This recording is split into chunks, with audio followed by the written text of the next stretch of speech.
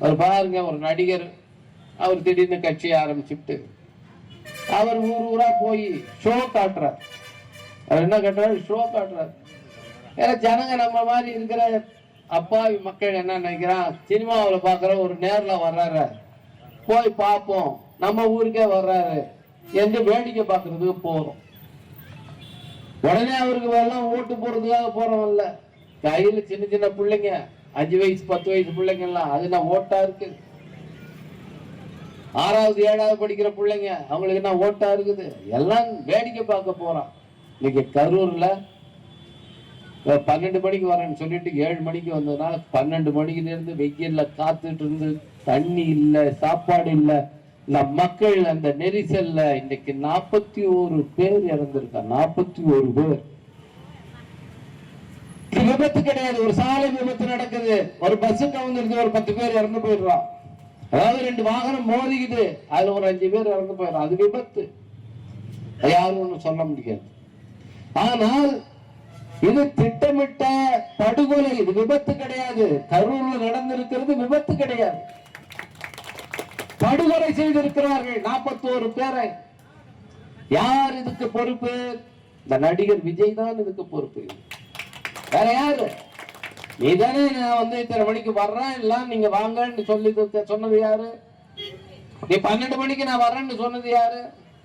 போலீஸ்காரர்கள் உனக்கு அனுமதி கொடுக்கும் போது இந்த கண்டிஷன் எல்லாம் போடுறோம். நம்ம விடுதலை சிறுத்தைகள் கட்சி சார்பாக திருச்சியில இன்னைக்கு பேரணி நடக்கணும், மதச்சார்பு பாதுகாப்பு பேரணி என்று நம்முடைய தலைவர் எழுச்சி தமிழர் அவர்கள் இந்தியாவிலே வேற யாரும் சொல்ல, நம்முடைய தலைவர் நடத்தின அந்த பேரணியை 2 லட்சம் 2.5 லட்சம் பேர் அதுல அந்த பேரணியில் அணிவகுத்தார்கள். அந்த பேரணிக்கு போகும்போது எல்லாம் நீ எந்த வேன்ல வர்ற, அந்த வேன் நம்பர் என்ன, அந்த வேன் டிரைவருடைய போன் நம்பர் என்ன, இதெல்லாம் நீ கொடுக்கணும். ஒரு வேன்ல எத்தனை பேர் வருவேன்? ஒரு மாவட்டம், தனஞ்செழியன் மாவட்டத்துல எத்தனை வேன் எடுக்கிறீங்க, எந்தெந்த ஊர்ல புக் பண்றீங்க, எல்லா போன் நம்பரும் வண்டி நம்பர் நம்ம கொடுத்துருக்கோம். ஏன் கொடுத்தோம் என்றால் அப்போதான் போலீஸ்காரங்க என்ன பண்ண முடியும், அதுக்கான ஏற்பாடு செய்ய முடியும். இங்க இருந்து ஒரே சமயத்துல நம்ம ஒரு 10,000 வண்டி போகுதுன்னா அதுக்கான ஏற்பாடுகளை அவர்கள் செய்யணும். போலீஸ்காரர்கள் அவர்கள் அதை செய்ய வேண்டும். இப்படி ஒதுக்கி இருக்கா, ஒரு லைட் போடுறான், சிவப்பு லைட் இருந்தா நிக்கணும், பச்சை லைட் எரிஞ்சா போகணும்னு இருக்குது, விதிமுறைகள் இருக்கு. அப்ப அங்க நிக்கிற போலீஸ்காரரு அவர் என்ன மந்திரவாதியா? அந்த விதிப்படி நாம் நடந்து கொண்டால்தான் அவரு அந்த டிராபிக்கை ஒழுங்கு பண்ண முடியும். எனவே காவல்துறை இது மாதிரி கண்டிஷன் போட்டா அதுக்கு ஒத்துழைப்பு கொடுக்கணும். அப்படிதான் எல்லா அரசியல் கட்சியும் கொடுக்கணும், அப்படிதான் விடுதலை சிறுத்தைகள் கொடுத்தோம். ஆனா இந்த விஜய் கூட இருக்கிறவங்க எல்லாம் நேற்று முளைச்சவன் என்ன ஏதுன்னே தெரியல அவனுக்கு. அதனால அவனுக்கு என்ன பண்றான், எங்களை போலீஸ்காரங்க மிரட்டுறாங்க அப்படின்னு சொல்லி போலீஸ்காரர்கள் காவல்துறையினர் எங்களை கட்டுப்பாடு விதிக்கிறார்கள் அப்படின்னு இங்க இருந்து என்ன பண்றான், கோர்ட்டுக்கு போனாங்க. கோர்ட்டுக்கு போய் அங்க போனதும் அவன் கோர்ட்டே பார்த்தா, நீ போன தடவை அங்க நடத்தின இடத்துல எல்லா நாட்களையும் உடைச்சுட்டா, அங்க இருந்த மின்கம்பங்கள்லாம் உடைச்சிட்டீங்க, பெரிய பொது சொத்துகளுக்கு பெரிய சேதம் விளைவிச்சிருக்கீங்க, எனவே ஒன்ன சும்மா விட மாட்டேன், இது இந்த கண்டிஷன், இது மாதிரி இதனால என்ன பாதிப்பு ஏற்பட்டாலும் நீதான் பொறுப்பு என்று நீதிமன்றமே சொல்லித்தான் அனுமதி கொடுத்தாங்க. அப்போ நீதிமன்றம் என்ன சொல்லி இருக்கிறது என்றால், அங்கே என்ன சேதம் ஏற்பட்டாலும் அதற்கு இந்த கூட்டத்தை ஏற்பாடு பண்ணுகிற இந்த விஜயோட கட்சிக்காரர்கள் அவர்கள் தான் பொறுப்பு என்று சொல்லி அந்த அனுமதியை கொடுத்திருக்கிறது. அப்போ அந்த 41 பேர் சாவுக்கு யார் காரணம், யார் பொறுப்பு?